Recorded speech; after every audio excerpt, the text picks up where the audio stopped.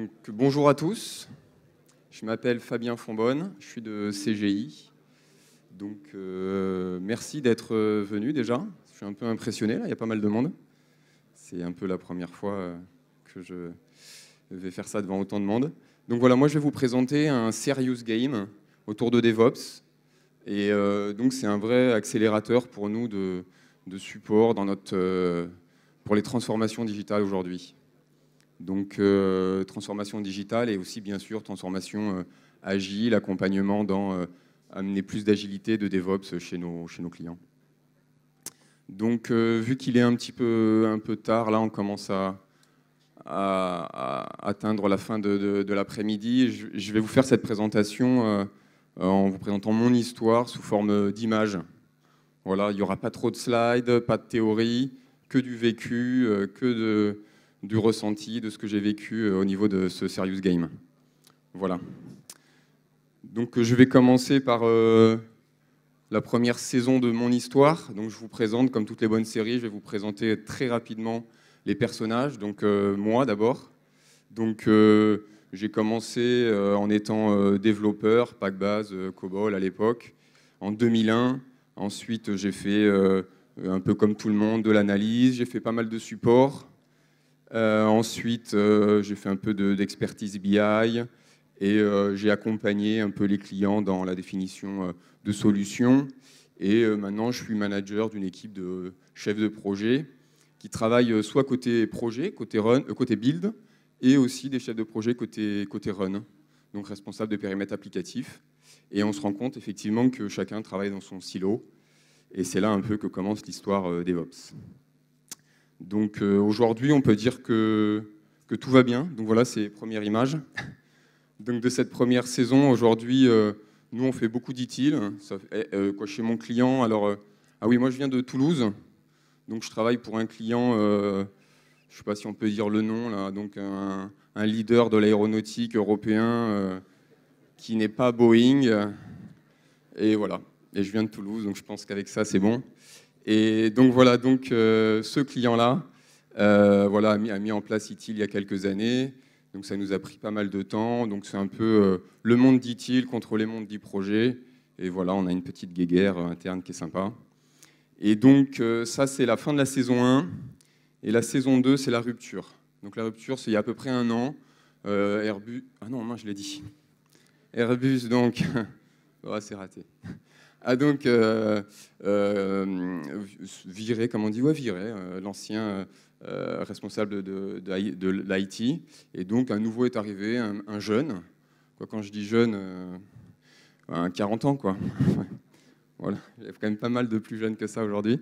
Un petit jeune qui venait d'une compagnie aérienne australienne et qui a voulu tout changer. Donc lui, qu'est-ce qu'il a fait? Alors voilà, donc là, il y en a un qui est parti, lui, il est arrivé. Ensuite, il a envoyé des communications à toute l'entreprise. Il a dit, voilà, maintenant, moi, j'ai des principes, des valeurs. J'ai une super idée. On va aller vers plus d'agilité, plus de DevOps. Donc, il a envoyé un mail à tout le monde. Il a fait des confs avec tout le monde. Et donc, il parle de quoi? Alors là, j'ai copié-collé. Hein. Time to value, agility, end-to-end. Donc, ouais, il parle anglais, bien sûr. Excusez-moi. Et voilà, donc là, je pense que ça vous parle. Hein. Time to value, agilité, end-to-end.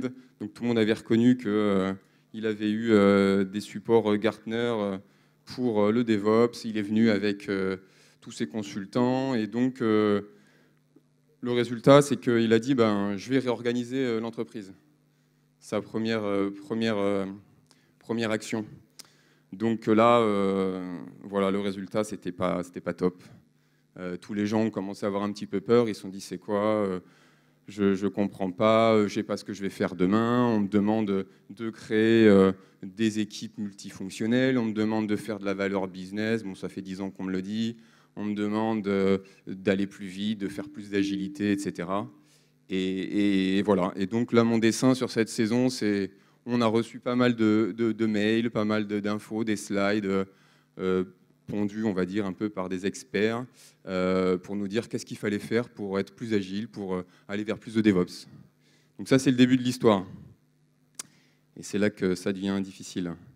Donc nous, après nous, on est CGI, donc on est quand même une société de services informatiques. Pour nous, le client est quand même roi, donc on applique. Hein. Le client nous dit on va faire du DevOps, donc qu'est-ce qu'on fait? Gentiment, on est au garde à vous et on analyse un petit peu ce qu'il faut faire, on va dans la théorie et puis on certifie plein de gens. Donc certification DevOps, DevOps Institute, c'est génial. Et puis on pense qu'on est arrivé. Et puis finalement non. Voilà, cette saison, elle se finit pas très très bien parce que on a certifié plein de personnes et puis ces personnes-là, dont moi, on n'est pas convaincu du truc. On se dit mais avec ça, qu'est-ce qu'on va faire? Avec ces certifs, maintenant, comment est-ce qu'on va aller voir les gens pour leur expliquer vraiment les valeurs DevOps et comment on peut avoir une équipe plus performante? Là-dessus, on se dit bah, la transformation, là, elle est mal partie, ça va être un échec. Donc ça va être un échec tout simplement parce que on n'a pas la culture adaptée. Aujourd'hui, on nous dit, Airbus nous dit, bah, faut changer de culture, de mindset. Mais au final, une culture, ça se change pas comme ça. La culture, c'est ce qu'on a au fond de nous. C'est juste, à la rigueur, peut-être la pointe de l'iceberg qu'on voit, les comportements, les attitudes. Donc ça, oui, on peut changer, on peut essayer d'agir dessus, les motivations des gens, etc. Mais c'est quand même quelque chose de très compliqué. Ensuite, il faut qu'on change aussi les compétences des gens. Combien de personnes nous disent, moi, je sais communiquer. Mais c'est pas toujours vrai. Combien de personnes nous disent non, mais moi je sais prendre des décisions, vous inquiétez pas. Et c'est pas non plus toujours vrai. Donc il y a vraiment une vraie problématique en termes de changement culturel et de changement au niveau des compétences. Ensuite, on se dit aussi que ça va pas très bien marcher parce que Airbus voit ça plutôt comme un framework un peu à la ITIL en se disant ah bah ITIL on a déjà fait, c'est bon, ça marche, ça, on a implémenté, c'est une machine de guerre, ça a marché tout seul. Sauf que non, je pense que ça marche pas comme ça. Ensuite, on a aussi, on pense que ça ne va pas marcher parce qu'on gère trop su. Airbus demande des personnes certifiées DevOps. Il ne mise que par la certif, que par la formation théorique. Et ça, on va voir que c'est un vrai problème. Donc voilà, donc là, finalement, bah, je mange de la glace. Je ne suis pas très content.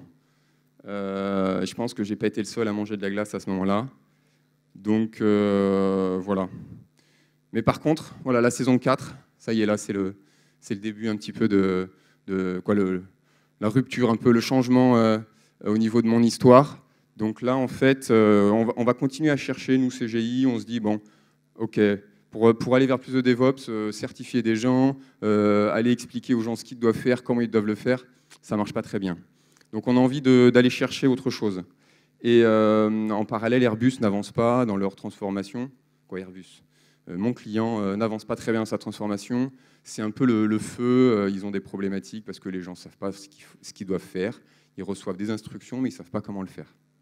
Donc ça, c'est une vraie problématique pour nous. Et donc, on trouve sur Internet une société qui fait du serious game. Alors, on ne sait pas trop ce que c'est à l'époque. Alors là, j'ai mis quoi? Une petite icône de la pluie, parce que c'est un Hollandais. Et il pleuvait à ce moment-là. C'était il y a un peu plus d'un an, à cette période-là. Donc on a bravé la pluie et puis on est allé en Hollande pour voir ce qu'il faisait. Et là, on a fait une vraie rencontre. On a vraiment, dans cette rencontre, eu toutes les valeurs un peu de l'agilité, du DevOps, la communication, la confiance, la simplicité, le respect. Et on s'est dit, bah, ça, ce serious game, c'est ce qu'il nous faut. C'est vraiment, avant tout, des valeurs humaines. Donc voilà. Donc sur cette saison, elle se finit très très bien, on est content. Alors on boit un peu de bière parce qu'on était en Hollande, bien sûr, donc par litre. Hein. Et donc j'ai une petite présentation de notre partenaire en vidéo, et j'espère que ça va marcher. Comme ça, pour que vous puissiez le rencontrer. Non, ça marche pas, Yann. Est-ce que vous entendez bien le son là ou pas? Non. Est-ce que quelqu'un peut m'aider avec le son ou pas? Non. Tu crois que ça va marcher?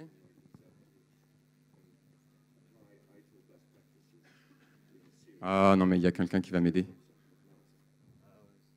Ah. Il va falloir que vous quittiez, c'est une catastrophe. Donc voilà, donc ce partenaire s'appelle GamingWorks. En fait, c'est une société hollandaise dont c'est la spécialité de créer des serious games. Alors, je vais vous expliquer là, juste après la vidéo, ce que c'est exactement ce serious game, comment ça marche, etc.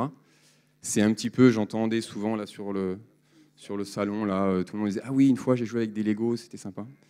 Donc c'est un peu ça, mais voilà, c'est un peu différent aussi. Et le Lego, c'est sympa, mais quand c'est vraiment appliqué à notre boulot de tous les jours, c'est encore mieux. Voilà. Voilà. Donc là, sinon, c'est pas très grave. Je vais la faire en direct live, la présentation. Non, t'embête pas, t'embête pas.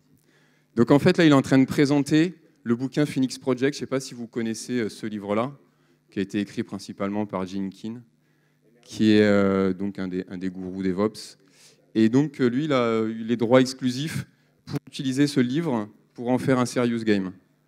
Et voilà, c'est ça qui donne aussi la force de ce jeu, de cette simulation, c'est que c'est vraiment basé sur notre métier, quoi.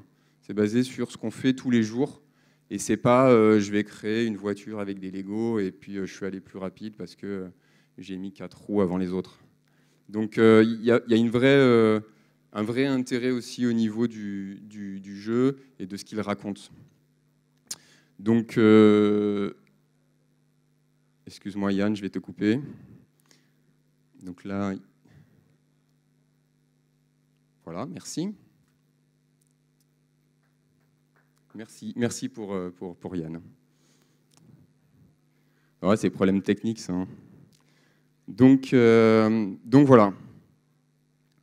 Donc ensuite, la saison 5 commence par effectivement notre apprentissage de ce jeu et ce qu'il apporte.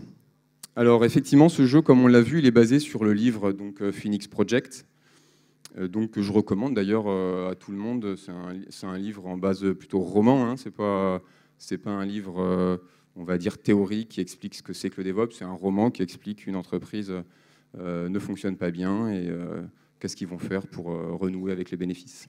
Et donc c'est vraiment l'objectif du jeu. Donc le jeu, en fait, il est basé... donc on n'utilise pas des Lego, on utilise des cartes. Donc des cartes de ce type-là. Donc j'ai ramené un petit jeu, là, un set de jeux, si vous voulez venir à la fin pour regarder. Donc il y a des cartes, les gens ont des rôles et ils doivent en fait livrer des projets. Alors pour livrer des projets, le but c'est pas de coder, hein. Il n'y a pas d'ordinateur avec du code pack base comme j'ai tant aimé faire à l'époque. On est vraiment sur des bases de cartes. Il faut trouver les bonnes cartes pour livrer les projets. Et donc on compte les points que si l'ensemble des cartes ont été trouvées pour livrer tel ou tel projet qui ramène du revenu à l'entreprise. Donc l'objectif du jeu, c'est vraiment ça. C'est vraiment de communiquer. Et donc pour ça, il y a une dizaine de rôles, d'accord, qui vont depuis le business, depuis le métier, des rôles métiers, soit des rôles métiers ressources humaines, métiers vente, etc. Et après un ensemble de rôles liés à l'équipe développement, donc le développement, le change manager, des supports IT, des experts techniques, etc. etc. Et donc, vraiment, l'essence du jeu, c'est de vivre, d'expérimenter les valeurs et les challenges DevOps. Et quand on a sur un slide, par exemple, de l'assertif, qu'il faut partager, qu'il faut communiquer, etc., ben, sur le slide, c'est joli, hein, c'est des mots qui sont très jolis, mais qui sont quand même très compliqués à conceptualiser ensuite si on ne le vit pas. Donc vraiment, c'est vraiment le principe du jeu, c'est ça. Et ensuite, ça permet aussi le fait de vivre, d'apprendre par le fait de le faire.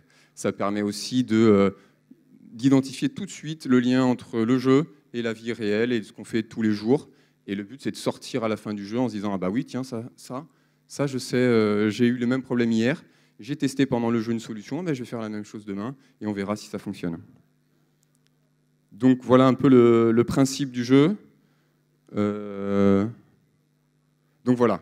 Pour moi, la conclusion, là, c'est vraiment d'être capable, grâce au jeu, de transférer la théorie dans la pratique. Et ça, c'est vraiment essentiel. On verra un peu plus tout à l'heure. Donc ensuite, en termes de challenge, qu'est-ce qu'on observe, nous, quand on fait le jeu ? En fait, le but du jeu aussi, hein, j'ai oublié de dire, effectivement, ce qui est important pour pouvoir expérimenter, puisque c'est quand même ça l'intérêt, c'est le jeu est fait en plusieurs tours. Donc il y a 4 tours, en fait, et à chaque tour, on a une phase de rétrospective. Et le but, c'est effectivement, pendant les phases de rétrospective, de s'améliorer, de proposer des nouvelles choses, et ensuite, dans le tour d'après, de les tester.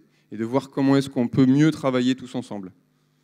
D'accord ? Donc ça, c'est vraiment essentiel. Et donc, pendant les phases de rétrospective, quels sont les termes, les mots ou les sujets qui ressortent le plus ? Donc forcément, le premier, c'est la visualisation. Tout le temps, dans les premiers tours du jeu, les gens, ils posent des cartes, ils livrent des projets, et puis ils en livrent un, ça va à peu près, et puis ils en livrent un deuxième, et puis ça flou où ils en sont, et c'est vite très compliqué. Donc il y a vraiment un vrai besoin de visualisation, et là, on a des outils comme le Kanban ou d'autres outils qui permettent d'aider à visualiser les différents projets. Ensuite, le deuxième sujet qui sort le plus souvent, c'est le flux. Donc bien sûr, le principe DevOps de base avec les trois ways, etc.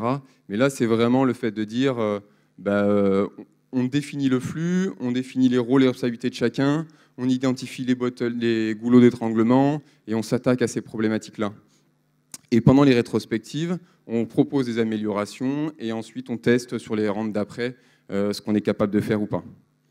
Ensuite, ce qui ressort beaucoup aussi, c'est forcément la communication, le partage.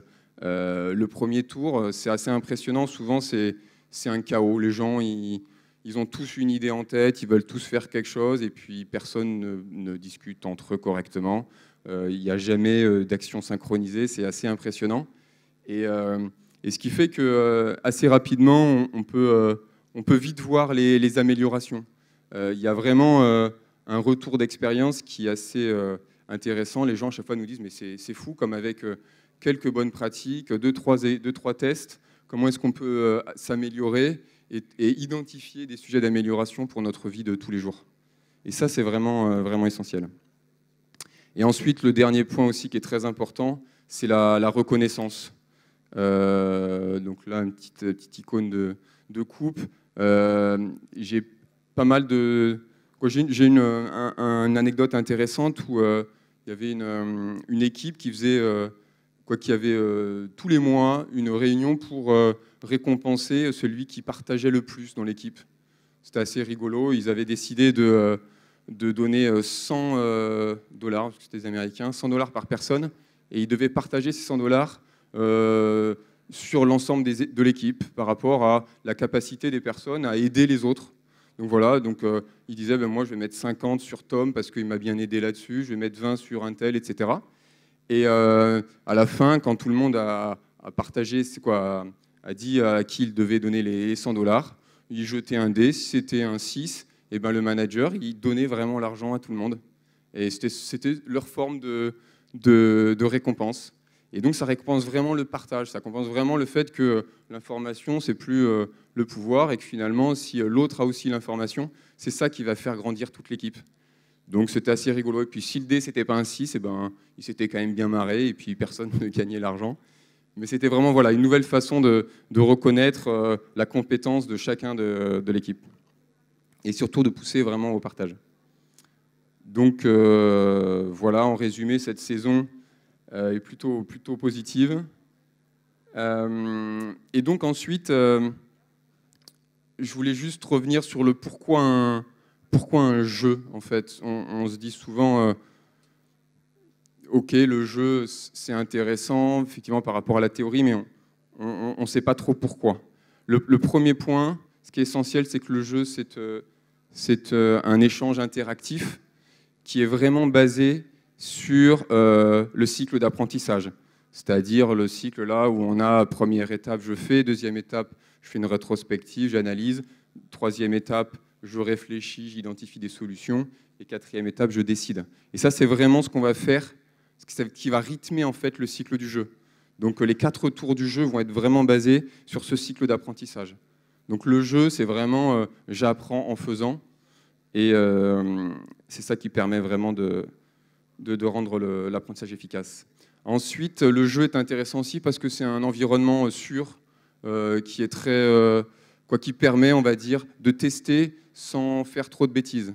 C'est sûr que si on commence à tester, par exemple, chez mon client, chez Airbus, si on commençait à tester directement, on pourrait faire un petit peu n'importe quoi. Et en général, les clients n'aiment pas trop. Donc en fait, finalement, que font les équipes? Elles font rien, elles n'osent pas tester, elles restent dans leur coin et elles ne proposent pas d'amélioration. Donc l'environnement d'un jeu permet aussi de pouvoir se lâcher et de pouvoir proposer des améliorations dans un contexte très bienveillant. Donc ça, c'est aussi essentiel. Ensuite, le jeu permet vraiment de vivre les interactions humaines entre les gens, de vivre les problématiques. Et ça, c'est des choses qu'on n'a pas sur des présentations théoriques, sur des slides. Là, il faut vraiment rentrer dans le vécu de ce que vivent les gens et des différentes interactions, des problèmes qu'ils vont avoir. Là, on a eu pas mal de jeux qu'on a fait avec des clients où en fait les personnes commençaient presque à s'engueuler parce qu'ils n'étaient pas d'accord sur certains sujets, etc. Et c'est vraiment très révélateur, ça pointe vraiment très rapidement les vraies problématiques. C'est par exemple quand on fait une formation DevOps pour ceux qui ont fait les certifs ou d'autres. Finalement, on aimerait bien juste voir le slide 14 et le 72 parce que tous les autres, on les connaît par cœur. Et bien, dans le jeu, on peut faire ça en fait. Dans le jeu, on identifie vraiment les sujets qui nous posent problème et on les traite dans le jeu. Sur une certif, c'est un peu plus compliqué. On est obligé de faire tous les slides et de répondre à toutes les questions. Donc ensuite, ce qui est important aussi au niveau du jeu, c'est aussi la seule façon en fait de respecter l'approche d'apprentissage. Alors, je ne sais pas si vous connaissez, il y a une règle qui dit que ce qu'on est capable ce que l'on sait, en fait, ça correspond à 70% de ce que l'on fait. C'est comme ça qu'on apprend en faisant. Ça correspond à 20% des interactions qu'on a avec les gens, de ce que les gens nous ont dit. Il y a un problème qu'on ne sait pas, on pose une question. Donc voilà, là, on capte de l'information. Et ça correspond ensuite qu'à 10% de ce que l'on a appris en théorie, en classroom, en e-learning, etc. Donc le cerveau, il fonctionne comme ça. Il va apprendre en faisant. Donc avec une certif DevOps, on a 10% de savoir, alors qu'avec un jeu, on peut aller jusqu'à 100%. Et ça, c'est vraiment une différence essentielle. Et c'est pour ça que le jeu est vraiment quelque chose de nécessaire. Alors voilà, donc la fin de la saison, c'est une question. Je me pose pourquoi... au début, je me demandais pourquoi une simulation ou un jeu, c'est si important. Et à la fin, je me dis, pourquoi ne pas utiliser un jeu au lieu de faire de la certif? Et pour moi, c'est vraiment une grosse erreur. Et il ne faut pas hésiter à promouvoir le jeu. Voilà. Ensuite, alors pour conclure sur juste la présentation du jeu, quand est-ce qu'on peut faire ce jeu? Ça, c'est important. Le jeu, aujourd'hui, on peut le faire aussi après une certif, par exemple. Ça, c'est intéressant. Des personnes qui ont fait des formations théoriques sur DevOps, derrière, le but de mettre en pratique la théorie via le jeu, c'est possible. Mais c'est surtout intéressant aussi pour partager avec les métiers. Les métiers, ils doivent aussi comprendre qu'ils ont un rôle à jouer dans l'amélioration des projets IT. Un projet IT, c'est avant tout un projet qu'on livre aux métiers. Donc il faut aussi qu'on les implique. C'est intéressant aussi de faire ce jeu-là avec les managers. Aujourd'hui, on s'est rendu compte qu'au début, on faisait le jeu avec des gens opérationnels. Et au final, si ça manque de sponsors des managers, ça ne peut pas marcher. Donc faire ce jeu aux managers, nous on l'a fait dans notre entreprise à CGI ou même chez mon client aéronautique. C'est assez intéressant, c'est assez marrant de voir comment les managers se prennent au jeu et comment ils comprennent le concept et l'intérêt de la simulation. Donc ça, c'est vraiment, vraiment très important. Donc ensuite, saison 6, c'est la dernière saison, là. On passe aux choses sérieuses. Et en fait, ce qu'on fait, c'est que les premières sessions qu'on a fait de ce jeu-là, parce que maintenant, on est aguerri sur le jeu, et les premières sessions chez donc, ce client-là ont toutes été des succès. Les gens sortent du jeu en disant mais j'ai enfin compris ce que c'est que DevOps, j'ai enfin compris ce que ça veut dire la valeur communication, la valeur partage, la valeur formation, pourquoi je dois le faire. Et ça, c'est essentiel. Parce qu'ils l'ont vécu, parce qu'ils ont essayé, parce qu'ils se sont trompés, ils ont fait une bêtise, et puis derrière, ils ont réfléchi tous ensemble, ils ont partagé les retours d'expérience, et ils ont su définir des améliorations. Donc, ensuite, et comme je disais tout à l'heure aussi, ils arrivent à visualiser un lien avec leur travail de tous les jours, leur vie réelle, et avec leurs problématiques qu'ils ont au jour le jour. Et après, ils se disent, ah, mais oui, mais c'était intéressant, tiens, si je faisais le comment, comme on avait dit, si je faisais le standing meeting, comme on m'a dit, à tel moment ou à tel moment, et ça apporte vraiment de la valeur pour la personne. Donc ensuite, voilà, effectivement, ça nous a permis de vendre pas mal de serious games pour Airbus, principalement, pour les aider dans leur transformation. Et en fait, l'intérêt du jeu aussi, c'est qu'on peut le faire évoluer. C'est qu'on peut aussi y amener des messages différents en fonction des clients, en fonction de la situation. On a fait aussi, nous, des jeux où on a inclus des messages sur la culture de l'erreur, où on a vraiment insisté sur ce sujet-là, dans certains départements où c'était important. Et le jeu permet aussi, ce type de jeu permet aussi d'inclure et de faire évoluer les messages à passer. Donc même si le but, c'est de montrer que les valeurs DevOps, elles ont un sens et que ce n'est pas que du papier et qu'il faut les vivre, on peut aussi adapter. Et ça, c'est vraiment quelque chose qui est facilité par le jeu. Alors, j'ai fait un petit nuage là devant le soleil parce que là, je vous dis que tout est beau, ça marche super bien. Après, la réalité est un petit peu différente. C'est sûr qu'aujourd'hui, changer, c'est pas simple. Et il y a des gens qui vont pas changer. Nous, on a fait des jeux où il y a des personnes qui sont parties, tout simplement, parce qu'elles venaient avec un PC, elles voulaient faire une formation normale, elles voulaient traiter leur mail en même temps. Et nous, on leur a dit, si tu veux être plus agile, si tu veux te transformer, ça va pas être possible. Si tu veux, ici, on apprend, mais en faisant. Donc, ils sont partis. Et je pense que c'est un constat global, c'est-à-dire que tout le monde ne va pas changer. Et de toute manière, il n'y a pas besoin de changer tout le monde. Le but sur vos projets, je pense qu'il y a des périmètres sur lesquels on peut encore faire de l'utile pendant plusieurs années. Et il y a des personnes qui continueront à faire ça, à maintenir des périmètres qui sont très stables. Donc il n'y a pas besoin non plus de tout transformer. Ce n'est pas un objectif en soi. Voilà, donc il y a des gens qui se transformeront pas. Et puis après, il y a des managers aussi qui sont un peu inquiets. Nous, on a fait des sessions pour des managers Airbus. Et un peu au milieu du jeu, ils se disent mais moi, en tant que manager, je sers à quoi dans cette équipe? Quel est mon rôle, en fait? Et on a eu pas mal d'inquiétudes de gens qui se disent moi, je n'ai plus à affecter les tâches à mes équipes, je n'ai plus à leur dire quoi faire, puisque finalement, c'est eux qui vont faire. Tu es en train de me dire qu'il faut qu'ils proposent leurs activités.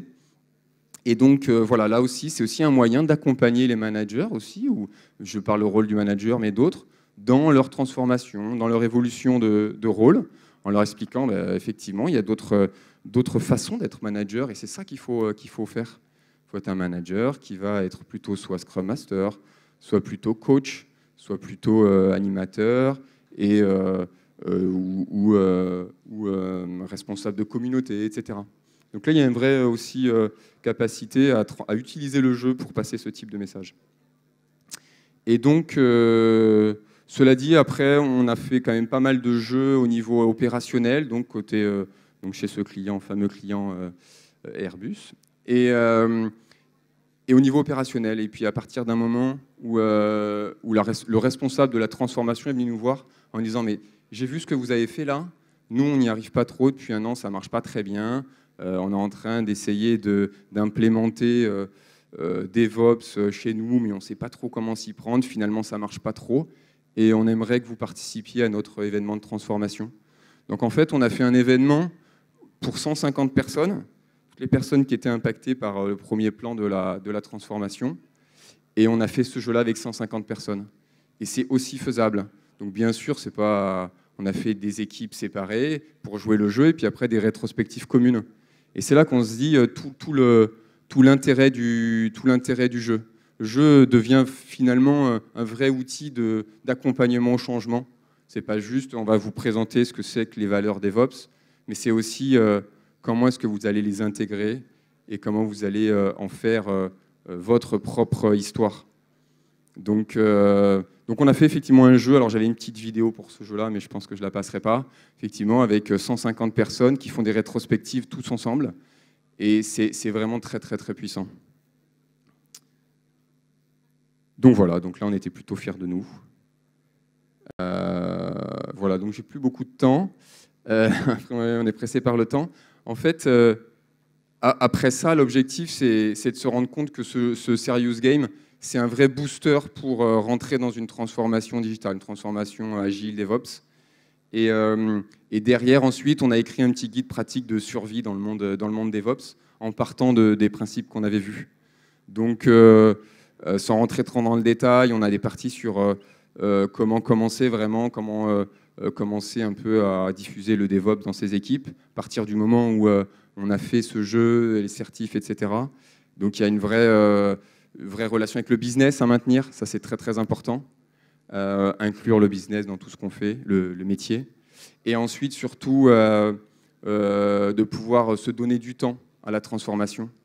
Ce que je n'ai pas dit au début, là, quand le nouveau de Qantas le nouveau patron de l'IT est arrivé chez Airbus, il avait fait un plan de transfo qui durait 1 an. Donc lui, il a envoyé ça à tous ses salariés. Il a dit, ben voilà, en 1 an, on va transformer les modèles, on va transformer le mindset des gens. Et puis en 1 an, on est devenu une société DevOps. Et ça, c'est pas possible. Donc 1 an après, il est revenu nous voir en nous demandant de l'aider avec le Serious Game. Donc c'est vraiment un point important. Et on s'en rend compte dans le jeu. Dans le jeu, il faut des moments pour réfléchir. Il faut des moments pour prendre du recul, pour faire de la rétrospective, pour s'améliorer. Et d'ailleurs, pendant le jeu, on recommande souvent aux gens de faire des kanbans d'amélioration. Et on leur dit, dans votre vie réelle de tous les jours, ça marche aussi comme ça. Faites aussi, laissez du temps et de la place pour l'amélioration, ça c'est essentiel. Ensuite, comment créer une équipe multifonctionnelle, ça c'est vraiment des sujets importants. Vraiment, voilà, pour collaborer, communiquer, etc. Qui prend le lead dans l'équipe, ça c'est important aussi. Ça, c'est des sujets où, pendant le jeu, tout le monde dit mais finalement, qui s'occupe de mettre à jour le Kanban? Qui décide ça ou ça? Qui va gérer les priorités? Donc, effectivement, c'est des bonnes questions. Et la réponse, c'est l'équipe. Globalement, c'est l'équipe qui doit faire ça. Ni trop le Scrum Master, ni le PO, ni les autres, mais tout le monde ensemble. Et ça, c'est le fait de le vivre dans le jeu, c'est ça qui fait la différence. Ensuite, le test comme accélérateur. Alors ça, c'est un point important aussi. Dans le jeu, il y a un testeur qui attend que les gens aient posé les cartes pour voir si tout le monde a bien fait ce qu'il fallait faire. Et à la fin, il contrôle, il teste et il check, il dit OK, c'est super. Donc ça, c'est le test un peu à l'ancienne. Et le jeu vraiment permet de montrer comment on peut être plus efficace via le testing. Donc le but, c'est de simuler un peu des automatisations de tests et de pouvoir anticiper le test dès le développement. Et le développeur lui dire exactement ce qu'il a à faire pour qu'il n'ait même plus besoin du testeur. Et à la fin du jeu, le testeur, il a fait son boulot, il a tout automatisé, il n'a plus rien à faire.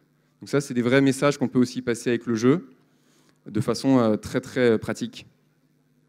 Et ensuite, on montre aussi pendant le jeu comment on peut connecter DevOps avec ITIL. On a souvent des clients qui nous disent « mais on va faire du DevOps, ça veut dire qu'on jette ITIL à la poubelle, ça ne marche plus ». On dit « non, ne vous inquiétez pas, le problème n'est pas là, ce n'est pas un problème de framework, le but c'est de traiter tout ensemble, voilà, de pouvoir faire du DevOps, mais en gardant les process ITIL, et ça c'est faisable. Et dans le jeu, on s'en rend compte, dans le jeu on fait des projets, et on a des problèmes, et on a des problèmes qui vont nous faire perdre de l'argent, et donc il faut bien qu'on traite les problèmes et le projet. Et donc il faut qu'on arrive à gérer les deux en même temps. Et ensuite, on a un sujet automatisation, bien sûr qu'on peut simuler aussi via le jeu, donc j'en ai parlé pour les tests, mais il y a d'autres sujets aussi d'automatisation. Et on est en train de me dire que c'est fini. Alors, j'avais des petites images, etc. Et puis, j'avais des petits messages commerciaux sur CGI, mais on n'a pas le temps. Passez au stand CGI, on recrute sur toute la chaîne DevOps, tous les métiers. Donc, n'hésitez pas à passer nous voir. Je suis avec Guillaume Zita, qui est là, présent aussi. Donc, moi, je suis de Toulouse, Guillaume de Sofia. On a aussi des agences à Aix, donc tout dans le sud, à Montpellier aussi. Donc voilà, n'hésitez pas à passer nous voir. On répondra à toutes vos questions avec plaisir. Voilà, merci beaucoup. Au revoir.